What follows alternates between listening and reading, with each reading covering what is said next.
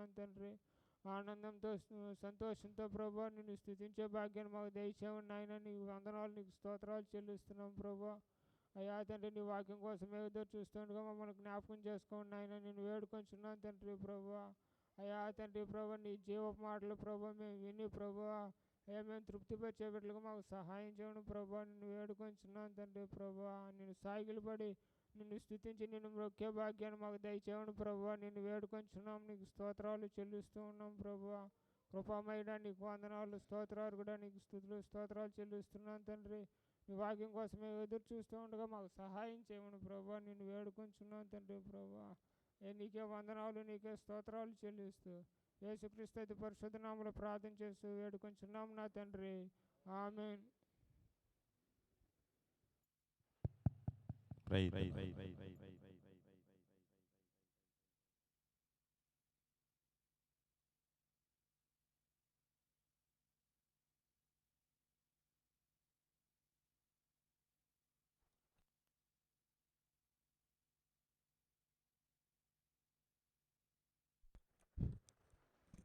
ప్రభు పక్షాన చేరవచ్చినటువంటి ప్రియ సంఘానికి మన రక్షకుడైన యేసే నామములో వందనాలమ్మా. దేవుడు సమృద్ధిగా మీ అందరినీ దీవించి బలపరుచునుగాక. ప్రభునందు ప్రియమైన వాళ్ళరా, మనం కొద్ది నిమిషాసేపు దేవుని వాక్యాన్ని విని తర్వాత మనము ఆరాధనలో ముందుకు కొనసాగుదాం. ప్రభు దినము, పరిశుద్ధ దినం, ఆరాధన దినం.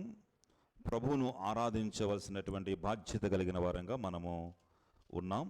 ఆయన రక్తంలో కడగబడి విమోచించబడి నీతియుక్తమైన జీవితాన్ని జీవించి దానిని అర్పణగా దేవునికి చెల్లించడానికి వచ్చాం.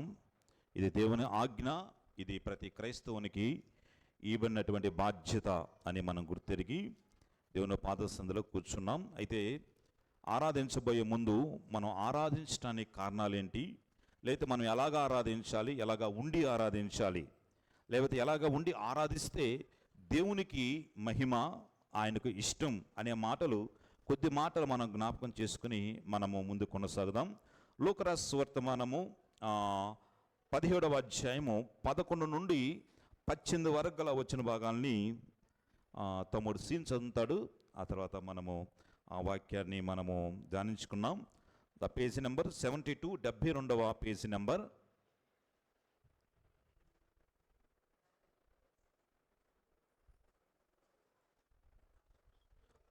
పదకొండవ వచనం నుంచి.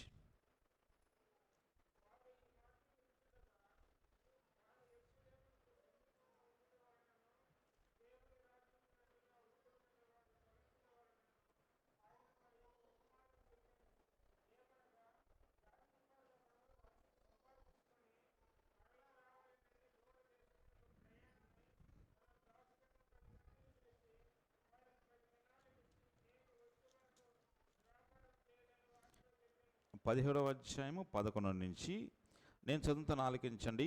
ఆయన యెరూషలేమునకు ప్రయాణమైపోవచ్చు సమరయ గలిలయ మధ్యగా వెళ్ళుచుండెను.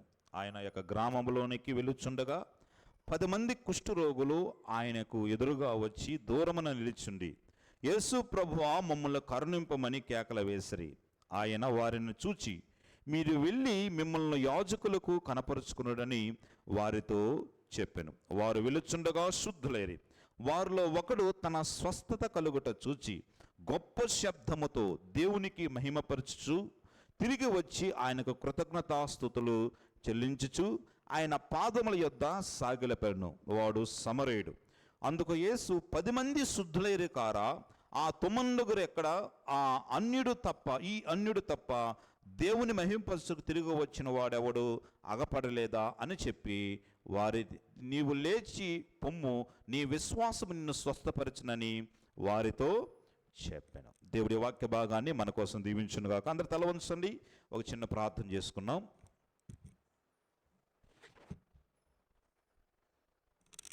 మహాగణుడా, మహోన్నతుడా, సర్వోన్నతుడా, సర్వాధికారి, సమీపింపురాని తేజస్సులో వసించి అమరత్వం కలిగిన మా ప్రియ తండ్రి, నీ ఉన్నతమైన నామానికి వందనాలయ్యా, స్తోత్రాలు చెల్లిస్తున్నాం.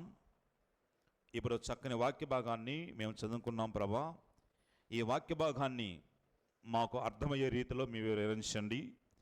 ఈ ప్రజలకు మా అందరికీ మా ఆరాధనకు అనుగుణమైనటువంటి అవసరమైనటువంటి నీ వాక్కులు అందించి మమ్మల్ని ఆరాధనకు పురుకొల్పమని యేసయ్య నామములో ప్రార్థించి స్తుతించి నీ వాక్కుల కోసం ఎదురు చూస్తున్నాం తండ్రి. ఆమేన్, ఆమేన్. ప్రభునందు ప్రియమైన వారలారా, ఇక్కడ మనం చదువుకున్నటువంటి వాక్య భాగంలో కుష్ఠరోగి యొక్క వృత్తాంతాన్ని మనం చూస్తున్నాం. ఈ యొక్క విషయం లేకపోతే ఈ సందర్భం మనందరికీ చక్కగా తెలుసు, అనేక మార్లు విన్నాం. అయితే ఆరాధనలో దేవుడు ఏ విధంగా మాట్లాడతాడో మనం చూద్దాం. ఈ యొక్క కుష్టి రోగి 10 మంది ఉన్నారు. వారందరూ యేసుక్రీస్తు వారి దగ్గరకు వచ్చి, అయ్యా మమ్మల్ని కరుణించయ్యా, మేము ఊరికి దూరాన ఉన్నాం, ఊరికి వెలువైపుల ఉన్నాం, వెలువైవరుని గారు ఉన్నాం, మమ్మల్ని కరుణించు అని చెప్పినట్లుగా మనం చూస్తున్నాం. ఈ 10 మందిలో ఉన్నటువంటి 2 చాలా ఏకత్వాలు ఉన్నాయి, 2 భిన్నత్వాలు కూడా ఉన్నాయి. అనగా ఒకే రకమైన లక్షణాలను మనం చూస్తున్నాం, వ్యతిరేకమైన లక్షణాలు కూడా ఈ 10 మందిలో మనం చూస్తున్నామండి. 10 మంది కుష్ఠరోగులుగా మనకు కనిపిస్తున్నారు. ఒక్కరు కూడా మంచిగా లేరు, ఊరికి దూరాన ఉన్నారు. అది మాత్రమే కాదు, నాన్నవారు వారిని దరిచేరినటువంటి వారుగా ఉన్నారండి. అది మాత్రమే కాదు, ఇంటికి దూరంగా వారు బ్రతుకు వెలదీస్తున్నట్లుగా ఈ 10 మంది ఒకే లక్షణాన్ని కలిగి ఉన్నట్లు మనం చూస్తున్నాం. అంత మాత్రమే ఈ 10 మంది ఈ ఆయనను ఆశ్రయించిన వారుగా ఉన్నారు. 10 మంది యేసుక్రీస్తు వారి దగ్గరకు వచ్చారు. అయ్యా మమ్మల్ని కరుణించు ప్రభా, అయ్యా మమ్మల్ని దరిచేర్చు ప్రభా అని చెప్పి ఆయన కరుణను కోరుకున్న వారుగా బహుశా ఉన్నవారు దేవుని దగ్గరికి వచ్చారు. అంత మాత్రమే ఆయన్ను కేకలు వేశారు, అయ్యా మమ్మల్ని కరుణించని కేకలు వేసిన వారుగా ఉన్నారు. ఇది అందరికీ, కరుణ అనేది అందరికీ అవసరమై ఉన్నదండి. మొదటగా కుష్ఠరోగులు 10 మంది, అంతమంది 10 మందిలో ఆయన ఆశ్రయించారు, 10 మంది కేకలు వేశారు. అంత మాత్రమే కాదు, 10 మంది స్వస్థత పొందారని, 10 మంది స్వస్థత పొందిన వారుగా ఉన్నారు. ఈ లక్షణాలు మాత్రం వారి 10 మందిలో ఒకే విధంగా ఉన్నట్లుగా మనం చూస్తున్నామండి. ఆ తర్వాత మాత్రం ఆ 16 వచ్చేసరికి ఒక భిన్నత్వాన్ని మనము వారిలో చూస్తున్నాం. 16 వచనం గొప్ప శబ్దముతో దేవునికి ఆయన పాదాలుగా సాగిలపడిన వాడు సమరయుడు.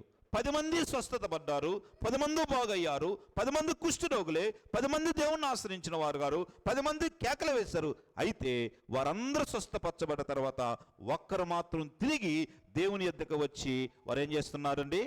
కృతజ్ఞత చెల్లించేవారుగా ఉన్నారండి. అనగా కృతజ్ఞత అనేది ఆ 10 మందిని వేరు చేసినట్లుగా మనం చూస్తున్నామండి. ప్రియమైన వాళ్ళరా, ఈ యొక్క విషయం నేను ఎందుకు గుర్తు చేశానంటే, ఇక్కడ కూర్చున్న మనం అనేక మంది అందరం దేవుడి పాసందులో ఉండాలని ఆశిస్తున్నాం, అందరూ దేవుడి మహిమను పొందాలని ఆశిస్తున్నాం, అందరూ రక్షించబడ్డాం, అందరూ బాప్తీసం తీసుకున్నాం, అందరూ ఒకే రకమైన పాత్రలో చేవేస్తున్నాం.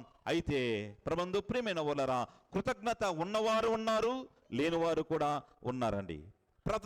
ప్రభునందు ప్రియమైన, గతంలో మనందరూ సమానమే. మనందరూ పాపముల చేత, శాపముల చేత నాశనానికి దూరంగా, పరలోకానికి దూరంగా, నాశనానికి దగ్గరగా ఉన్న మనలను ఆ ప్రియ ప్రభు క్షమించి మన్నించి ఆ నరక మార్గములో నుంచి పరలోక మార్గం వైపు మన మార్గాన్ని తిప్పాడండి. మన నిమిత్తం ఆయన ఒకే రక్తము కాచాడు, మనంతా ఒకే శ్రమ పడ్డాడు, మన నిమిత్తం ఒళ్ళంతా గాయాలతోటి ఆయన భయంకరమైన వ్యధనొందిన వాడిగా ఉన్నాడండి. అయితే ఆ ప్రియ ప్రభు కృప వల్ల మనందరము ఒకే విధమైన క్రియ చేత, అనగా తన ప్రాణమర్పించుట చేత మనందరి మీద ఉన్న శిక్ష తొలగించబడినదిగా ఉన్నది. అయితే ప్రభునందు ప్రియమైన వాళ్ళరా, కృతజ్ఞత ఎవరిలో ఉంటుందో వారు మాత్రమే నిజమైన ఆరాధకులు. మనందరూ ఆరాధించడానికి వచ్చాం. అయితే కృతజ్ఞత కలిగిన వారుగా ఉంటే అది దేవునికి నిజమైన ఆరాధనని ఈ ప్రభు మనతో మాట్లాడుతున్నాం. అందుకే దావీదు మహారాజు అంటాడు కదా, ఆయన చేసిన ఉపకారములలో దేనిని మరొకము అని అంటారండి. అనగా మనం మర్చిపోయేవారిగా ఉన్నామండి. ఆయన చేసిన మేలను, ఆయన చూపిన కృపను, ఆయన చూపిన కరుణను మనం మర్చిపోయేవారిగా ఉంటాం. కానీ ఇక్కడ అంటున్నాడు, అయ్యా ఆయన చేసిన నామ ప్రాణమా, ఆయన చేసిన ఉపకారములలో దేనిని మనం, సమాధిలో ఉన్న నా ప్రాణాన్ని లేవదీసిన వాడు ఆయన మర్చిపోకు అని కృతజ్ఞత చెల్లించినట్లుగా మనము కూడా ఈ మధ్యాహ్న కాలం వేళ కృతజ్ఞత కలిగిన ఆరాధన మనం చెల్లిస్తున్నాం. అయితే వారు కలిగి ఉన్నట్టు కృతజ్ఞత ఏం చేస్తుంది? ఆ 16వ వచనంలో 16వ వచనంలో మనం చూస్తున్నాం, గొప్ప శబ్దముతో దేవునికి మహిమ పరచుచు తిరిగి వచ్చి ఆయనకు కృతజ్ఞతలు చెల్లించారు. కృతజ్ఞత అనంటే మన జీవితంలో ఎప్పుడూ దేవుని గురించినటువంటి గొప్ప శబ్దమే ఉంటుందండి. కృతజ్ఞత మన హృదయంలో ఉంటే మన నోట పాటలు ఉంటాయి. కృతజ్ఞత మన యొక్క హృదయంలో ఉంటే మన ఆరాధన స్పష్టంగా ఉంటుంది. కృతజ్ఞత మన యొక్క జీవితంలో ఉంటే మన స్తుతులు వాక్యానుసారముగా ఉంటాయి. మన కృతజ్ఞత మన జీవితంలో ఉంటే మన క్రమము వాక్యానుసారముగా ఉంటుంది. మన కృతజ్ఞత ఎప్పుడైతే మన హృదయంలో ఉంటుందో మన హృదయము కూడా ఒక సంపూర్ణమైన కానుకగా దేవుడికి సమర్పించేదిగా ఉంటుందండి. అంత మాత్రమే ఎప్పుడైతే కృతజ్ఞత ఉంటుందో మన భక్తి, మన క్రమము, మన విశ్వాసము, మన సమస్తము ఆయనకు ఇష్టకరంగా ఉంటుందండి. కృతజ్ఞతలో ఇవన్నీ మిళితమై ఉన్నాయి కనుక 10 మంది దేవుని దగ్గరకు వచ్చారు. మనము కూడా అందరం దేవుని దగ్గరకు వచ్చాం. 10 మంది స్వస్థతపరచబడ్డారు. అయితే మనము కూడా విమోచించబడ్డాం. అయితే వారిలో ఒక్కరు మాత్రమే కృతజ్ఞత కలిగి ఉన్నారు. మిగతా 9 మంది లేకలేదు. ప్రభువు ఆ విషయమై దేవుడు విచారపడుతున్నట్లుగా ఆ మాటలు మనం చూస్తున్నాం. అందరూ స్వస్థపరచబడ్డారు కదా, అందరూ బాగుపడ్డారు కదా, అందరూ ఊరికి దూరంగా ఉన్నప్పుడు ఇప్పుడు వెళ్ళటానికి బహుశా యోగ్యులయ్యారు కదా, ఆ 9 మంది ఎక్కడ అన్నట్లుగా ఇక్కడ కూర్చొని మీరందరూ దేవుడు అడుగుతున్నాడు. అందరూ విమోచించబడ్డారు, అందరూ కడగబడ్డారు. అందరి కోసం నా ప్రాణం అర్పించాను, అందరి కోసం నేను శ్రమ పడ్డాను, అందరి కోసం భారమైన శిలువ నేను అర్పించాను, సొగసెన్నో స్వరూపం లేకుండా మీ అందరి కోసం అయ్యాను.